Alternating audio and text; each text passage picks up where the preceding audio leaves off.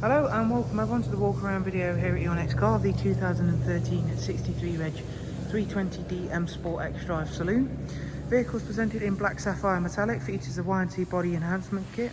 We have also added the brand new 19-inch M Performance style alloy wheels. The car also comes with the Angel Light and Xenon headlamps. Down the side you'll see that it's a very nice, clean and tidy example. Comes with the satin side vinyls, Y&T M Performance decals.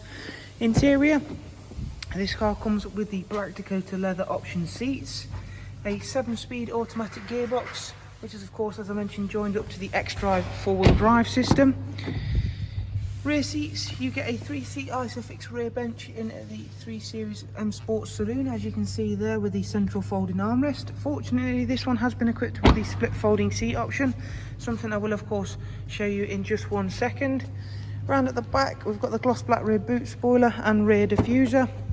Rear parking sensors, and as you can see in there, you've got an already very spacious boot. However, let's click that down and I'll show you in a second the split folding seats there. Driver's side, again, everything looking nice and clean and tidy in the very sophisticated and subtle black sapphire metallic. Fold that down, and as you can see, it's just going to give you that little bit more freedom for the longer, larger stuff that you may need to put in the car.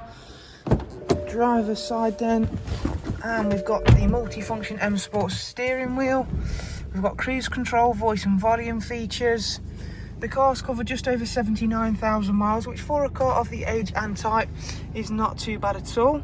Business navigation and media, Bluetooth telephone, DAB radio, and we have got AUX and USB line in. Just check out the servicing. Dual climate control system just there, as you can see. Vehicle status menu, service required. Next one's not due for 17,000 miles. Up at service record then. So this car does come with a very, very impressive service history. As you can see, full BMW history, right from the most recent all the way down to the first.